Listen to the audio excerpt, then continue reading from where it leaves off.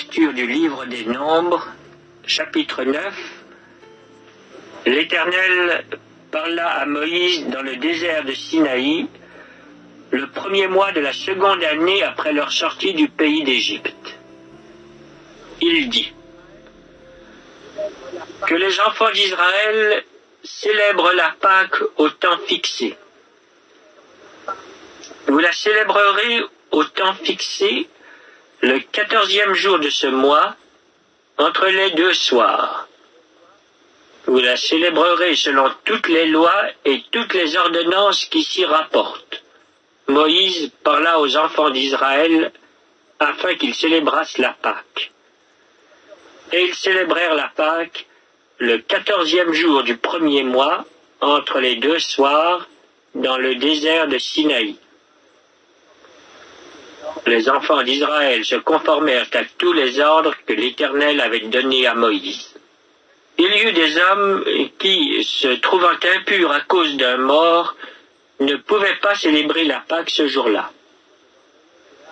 Ils se présentèrent le même jour devant Moïse et Aaron, et ces hommes dirent à Moïse, « Nous sommes impurs à cause d'un mort. Pourquoi serions-nous privés de présenter au temps fixé l'offrande de l'Éternel au milieu des enfants d'Israël ?» Moïse leur dit, « Attendez que je sache ce que l'Éternel vous ordonne. » Et l'Éternel parla à Moïse et dit, « Parle aux enfants d'Israël et dis-leur, si quelqu'un d'entre vous ou de vos descendants est impur à cause d'un mort, ou est en voyage dans le lointain, il célébrera la Pâque en l'honneur de l'Éternel. C'est au second mois qu'ils la célébreront, le 14e jour, entre les 2 soirs. Ils la mangeront avec des pains sans levain et des herbes amères. Ils n'en laisseront rien jusqu'au matin, et ils n'en briseront aucun os. Ils la célébreront selon toutes les ordonnances de la Pâque. Si celui qui est pur et qui n'est pas en voyage s'abstient de célébrer la Pâque, celui-là sera retranché de son peuple, parce qu'il n'a pas présenté l'offrande de l'Éternel au temps fixé. Cet homme-là portera la peine de son péché. Si un étranger en séjour chez vous célèbre la Pâque de l'Éternel, il se conformera aux lois et aux ordonnances de la Pâque. Il y aura une même loi parmi vous pour l'étranger comme pour l'indigène. Le jour où le tabernacle fut dressé, la nuée couvrit le tabernacle, la tente d'assignation.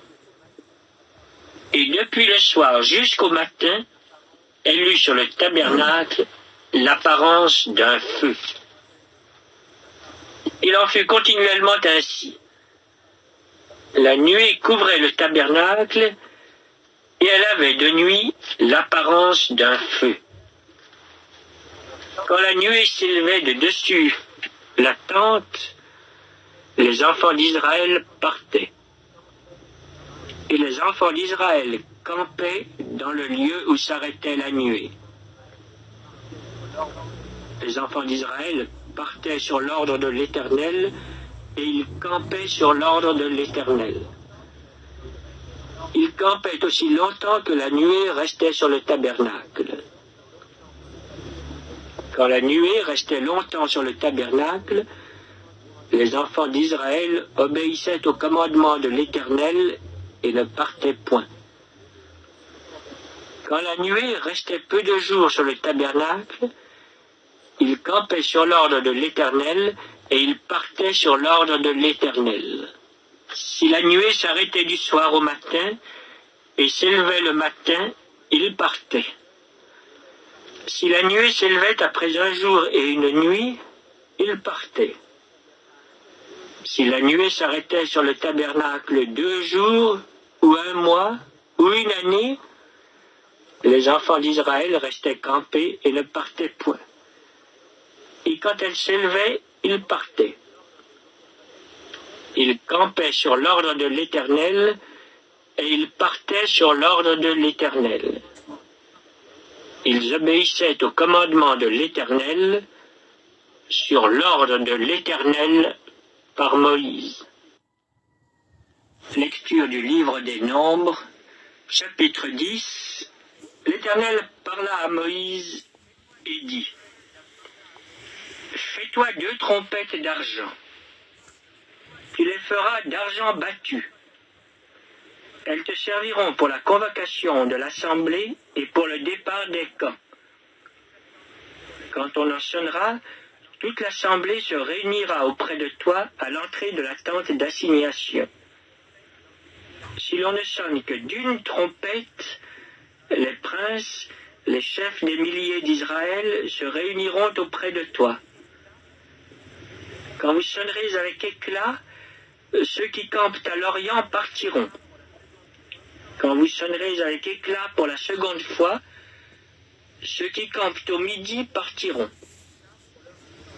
On sonnera avec éclat pour leur départ. Vous sonnerez aussi pour convoquer l'assemblée, mais vous ne sonnerez pas avec éclat. Les fils d'Aaron, les sacrificateurs, sonneront des trompettes.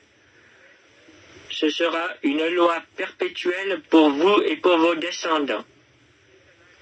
Lorsque dans votre pays vous irez à la guerre contre l'ennemi qui vous combattra, vous sonnerez des trompettes avec éclat, et vous serez présents au souvenir de l'Éternel, votre Dieu, et vous serez délivrés de vos ennemis.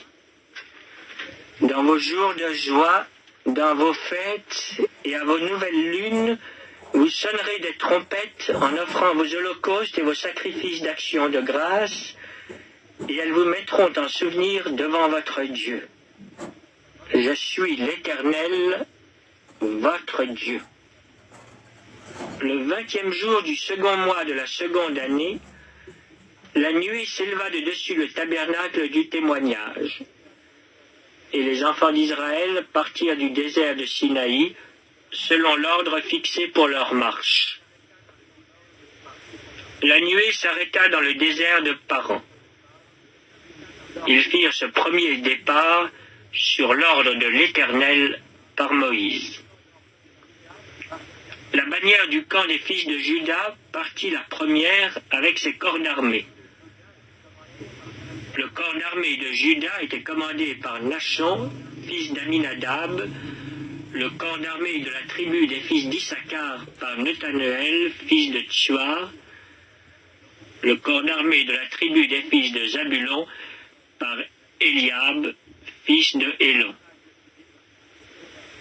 Le tabernacle fut démonté, et les fils de Gershon et les fils de Merari partirent, portant le tabernacle.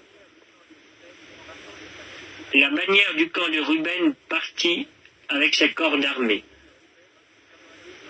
Le corps d'armée de Ruben était commandé par Élitsur, fils de Shedéur. Le corps d'armée de la tribu des fils de Siméon par Shelumiel, fils de Tsurishaddaï. Le corps d'armée de la tribu des fils de Gad par Eliasaph, fils de Déuel. Les Kéatites partirent portant le sanctuaire, et l'on dressait le tabernacle en attendant leur arrivée. La bannière du camp des fils d'Éphraïm partit avec ses corps d'armée. Le corps d'armée d'Éphraïm était commandé par Élishama, fils d'Ammiud. Le corps d'armée de la tribu des fils de Manassé par Gamliel, fils de Pedatsur. Le corps d'armée de la tribu des fils de Benjamin par Abidan, fils de Gidéoni. La bannière du camp des fils de Dan partit avec ses corps d'armée. Elle formait l'arrière-garde de tous les camps. Le corps d'armée de Dan était commandé par Aïézer, fils d'Amishadaï. Le corps d'armée de la tribu des fils d'Azer par Pagiel, fils d'Ocron. Le corps d'armée de la tribu des fils de Nephtali par Aïra, fils d'Énan. Tel fut l'ordre d'après lequel les enfants d'Israël se mirent en marche, selon leur corps d'armée. puis c'est ainsi qu'ils partirent. Moïse dit à Hobab, fils de Réuel, le Madianite, beau-père de Moïse: nous partons pour le lieu dont l'Éternel a dit, je vous le donnerai. Viens avec nous, et nous te ferons du bien, car l'Éternel a promis de faire du bien à Israël. Hobab lui répondit, je n'irai point, mais j'irai dans mon pays et dans ma patrie. Et Moïse dit, ne nous quitte pas, je te prie, puisque tu connais les lieux où nous campons dans le désert, tu nous serviras de guide. Et si tu viens avec nous, nous te ferons jouir du bien que l'Éternel nous fera. Et ils partirent de la montagne de l'Éternel et marchèrent 3 jours. L'arche de l'alliance de l'Éternel partit devant eux et fit une marche de 3 jours pour leur chercher un lieu de repos. La nuée de l'Éternel était au-dessus d'eux pendant le jour lorsqu'ils partaient du camp. Quand l'arche partait, Moïse disait, « Lève-toi, Éternel, et que tes ennemis soient dispersés. Que ceux qui te haïssent fuient devant ta face. » Et quand on la posait, il disait, « Reviens, Éternel, aux myriades des milliers d'Israël. » Lecture du livre des Nombres, chapitre 11. Le peuple murmura, et cela déplut aux oreilles de l'Éternel. Lorsque l'Éternel l'entendit, sa colère s'enflamma. Le feu de l'Éternel s'alluma parmi eux et dévora l'extrémité du camp. Le peuple cria à Moïse. Moïse pria l'Éternel et le feu s'arrêta. On donna à ce lieu le nom de Tabéra, parce que le feu de l'Éternel s'était allumé parmi eux. Le ramassis de gens qui se trouvaient au milieu d'Israël fut saisi de convoitise. Et même les enfants d'Israël recommencèrent à pleurer et dire, « Qui nous donnera de la viande à manger? Nous nous souvenons des poissons que nous mangions en Égypte et qui ne nous coûtaient rien, des concombres, des melons, des poireaux, des oignons et des os. Maintenant, notre âme est desséchée, plus rien.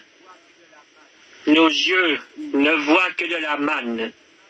La manne ressemblait à de la graine de coriandre et avait l'apparence du bdellium. Le peuple se dispersait pour la ramasser. Il la broyait avec des meules ou la pilait dans un mortier. Il la cuisait au pot et en faisait des gâteaux. Elle avait le goût d'un gâteau à l'huile. Quand la rosée descendait la nuit sur le camp, la manne y descendait aussi. Moïse entendit le peuple qui pleurait, chacun dans sa famille et à l'entrée de sa tente. La colère de l'Éternel s'enflamma fortement. Moïse fut attristé et il dit à l'Éternel, « Pourquoi affliges-tu ton serviteur? Et pourquoi n'ai-je pas trouvé grâce à tes yeux que tu aies mis sur moi la charge de tout ce peuple? Est-ce moi qui ai conçu ce peuple? Est-ce moi qui l'ai enfanté pour que tu me dises, porte-le sur ton sein comme le nourricier porte un enfant jusqu'au pays que tu as juré à ses pères de lui donner? Où prendrai-je de la viande pour donner à tout ce peuple? Car ils pleurent auprès de moi en disant, donne-nous de la viande à manger. Je ne puis pas, à moi seul, porter tout ce peuple, car il est trop pesant pour moi. Plutôt que de me traiter ainsi, tue-moi, je te prie, si j'ai trouvé grâce à tes yeux, et que je ne vois pas mon malheur. L'Éternel dit à Moïse, assemble auprès de moi 70 hommes des anciens d'Israël, de ceux que tu connais comme anciens du peuple et ayant autorité sur lui. Amène-les à la tente d'assignation et qu'ils s'y présentent avec toi. Je descendrai et là je te parlerai. Je prendrai de l'esprit qui est sur toi et je le mettrai sur eux, afin qu'ils portent avec toi la charge du peuple et que tu ne la portes pas à toi seul. Tu diras au peuple, sanctifiez-vous pour demain, et vous mangerez de la viande, puisque vous avez pleuré aux oreilles de l'Éternel en disant, qui nous fera manger de la viande, car nous étions bien en Égypte. L'Éternel vous donnera de la viande, et vous en mangerez. Vous en mangerez, non pas un jour, ni 2 jours, ni 5 jours, ni 10 jours, ni 20 jours, mais un mois entier, jusqu'à ce qu'elle vous sorte par les narines et que vous en ayez du dégoût, parce que vous avez rejeté l'Éternel qui est au milieu de vous, et parce que vous avez pleuré devant lui en disant, pourquoi donc sommes-nous sortis d'Égypte? Moïse dit, 600 000 hommes de pied forment le peuple au milieu duquel je suis. Et tu dis, je leur donnerai de la viande, et ils en mangeront un mois entier. Égorgera-t-on pour eux des brebis et des bœufs, en sorte qu'ils en aient assez? Ou rassemblera-t-on pour eux tous les poissons de la mer, en sorte qu'ils en aient assez? L'Éternel répondit à Moïse, la main de l'Éternel serait-elle trop courte? Tu verras maintenant si ce que je t'ai dit arrivera ou non. Moïse sortit et rapporta au peuple les paroles de l'Éternel.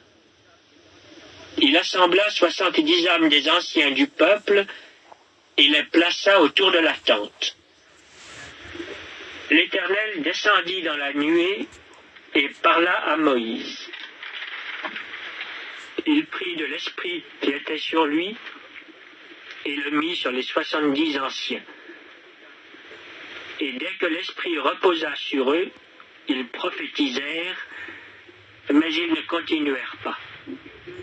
Il y eut 2 hommes, l'un appelé Eldad et l'autre Médad, qui étaient restés dans le camp et sur lesquels l'esprit reposa, car ils étaient parmi les inscrits, quoiqu'ils ne fussent point allés à la tente. Et ils prophétisèrent dans le camp. Un jeune garçon courut l'annoncer à Moïse et dit, Eldad et Médad prophétisent dans le camp. Et Josué, fils de Nun, le serviteur de Moïse depuis sa jeunesse, prit la parole et dit, Moïse, mon Seigneur, empêche-les. Moïse lui répondit, es-tu jaloux pour moi? Puisse tout le peuple de l'Éternel être composé de prophètes, et veuille l'Éternel mettre son esprit sur eux. Et Moïse se retira au camp, lui et les anciens d'Israël. L'Éternel fit souffler de la mer un vent qui amena des cailles et les répandit sur le camp, environ 1 journée de chemin d'un côté et environ 1 journée de chemin de l'autre côté autour du camp. Il y en avait près de 2 coudées au-dessus de la surface de la terre. Pendant tout ce jour et toute la nuit, et pendant toute la journée du lendemain, le peuple se leva et ramassa les cailles. Celui qui en avait ramassé le moins en avait 10 homères, environ 3 ou 4 litres. Ils les étendirent pour eux autour du camp. Comme la chair était encore entre leurs dents, sans être mâchée, la colère de l'Éternel s'enflamma contre le peuple, et l'Éternel frappa le peuple d'une très grande plaie. On donna à ce lieu le nom de Kibroth-Hattava, parce qu'on y enterra le peuple que la convoitise avait saisi. De Kibroth à Tahava, le peuple partit pour Hatsiroth, et il s'arrêta à Hatsiroth.